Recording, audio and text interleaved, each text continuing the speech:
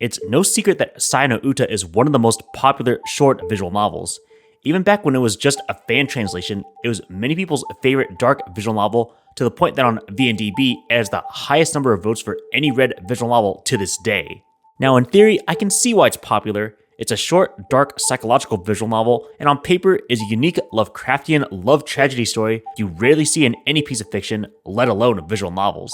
It also has very good and memorable atmospheric music that fit the tone of the story. Unfortunately, that's pretty much where all my praise for Saya no Uta stops, because I pretty much hate the rest of it. Why I think this visual novel is incredibly overrated comes down to 5 reasons. Reason 1, the lack of emotional investment in the story.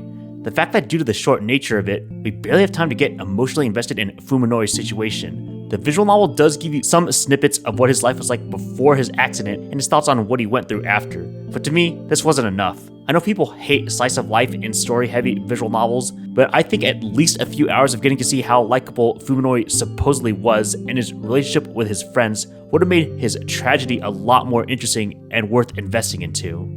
Reason number 2, Saya's true form twist. I really hate the twist that Saya, who's supposedly a human lolly, is actually an eldritch abomination and how it's executed.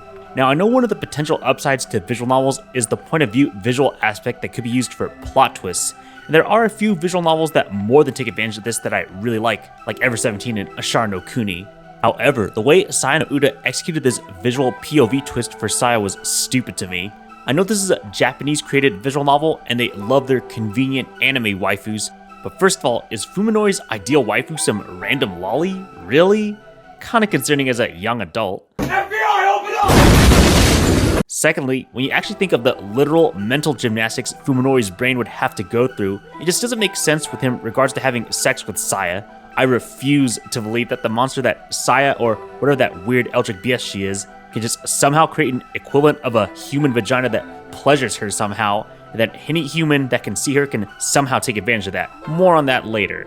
But most importantly, I hate when visual novels take advantage of expectations with cheap shock value. I know that people hype this visual novel as an eldritch abomination story, but the way the story is written is clearly done as a plot twist where you're not supposed to know what her true form is right away. The things I mentioned is why I think the whole thing with Saya as this true eldritch form is just executed stupidly. Reason 3, the typical Nitro Plus edgy rape scenes. Now, to be fair, this is not something exclusive to Saya no Uta, as almost every Nitro Plus title has some kind of edgy H scene. I get that these are kind of their identity as a company at this point, but I find these rape scenes are just cheap shock value because rape is one of the easiest ways to rile up an audience. However, I think it's exacerbated by the couple of points I already mentioned before in my previous reasons. When this random man gets his brain as messed up as Fuminori's, he suddenly gets this bright idea to rape Saya out of insanity. As said earlier, I refuse to believe that a human and their literal mental gymnastics can somehow find a vagina equivalent to rape an eldritch abomination. However, this scene isn't even the worst, because at least this scene can kind of show how Saya herself can eventually become messed up, but more on that later. The actual worst scene is the one where Yo, the character shown to clearly have a crush on Fuminori, gets turned into a tentacle monster herself, which once again somehow gets Fuminori to get some mental gymnastics to somehow find a way to rape this new eldritch version of Yo. What doesn't help is that Saya takes part of this sex, so unlike the original rape scene with just Saya and the random man, which at least had something of plot relevance, this one is just literal cheap shock value just to make the viewer go, oh my god, these two people are so fucked up. This scene alone pretty much killed any forgiveness I would have given the plot at this point, and guaranteed I was gonna hate it, even if the rest of the story was supposedly good, which, spoiler alert, I definitely did not think so. Reason number 4, the unnecessary multiple endings. Now, admittedly, this point is the most nitpicky. However, it is pretty clear that Gen Urobuchi had a vision of how he thought the story was going to end because, well, all 3 endings are basically bittersweet endings. While the ending where Fuminori somehow recovers from his brain injury is technically a good ending, to me it kind of contradicts the themes of the rest of the visual novel. At that point, Fuminori has already done some weird stuff and has no reason to get redeemed that quickly. However, the other 2 endings I have much more mixed feelings about. At the end of the day, these are essentially 2 minor variations of the same outcome. Fuminori, Saya, and one other character dies. I slightly prefer the Ryoko ending, who is best girl by the way, simply because she's the only character that was actually taking active action against the messed up stuff that Fuminori and Saya were doing, and I thought the way she did it was pretty badass.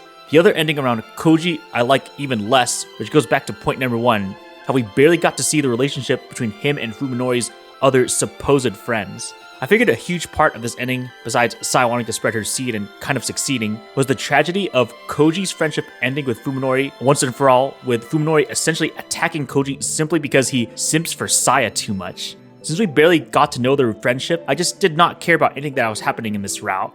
Reason number 5, my hatred of Fuminori and Saya's actions and motivations. I thought anything Fuminori and Saya did basically invalidated any emotional investment I had in their tragic love story. Let's go over their individual motivations. Fuminori is naturally going insane because of the messed up world he sees due to his brain damage and can only be saved due to Saya.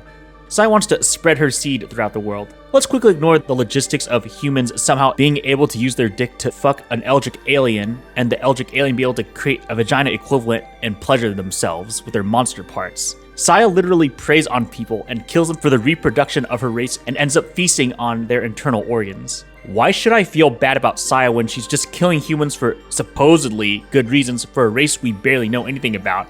Fuminori killing the guy who raped Saya makes perfect sense because, well, it's natural to want to kill the person who raped your girlfriend, but everything else he does after, really stupid. I already mentioned the rape of Yo, which is incredibly eye-rolling and headache-inducing, but when he starts to help Sai with killing people, and when he starts to feast on other people's organs himself, which is yet another stupid shock value event, my already thumping migraine was starting to develop into extreme pain. On top of that, the fact that Fuminori gets to the point of killing either his best friend or Ryoko just out of pure simpery for Saya was the final nail in the coffin for me for my already low opinion of his character.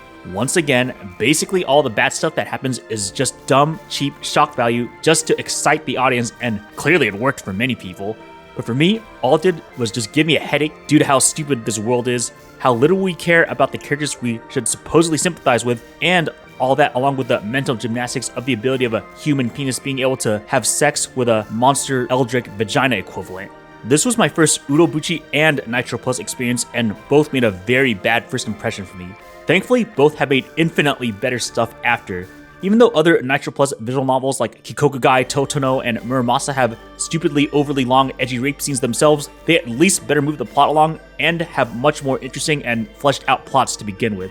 Gen Urobuchi has done plenty of tragedy stories with actual emotional investment and without the stupid mental gymnastics and cheap shock value like Fate Zero, Psycho-Pass, and Madoka Magica. I will never understand why Sai no Uta was so popular back when it was just a fan translation 10 years ago, and I will never understand why it's still so popular to this day.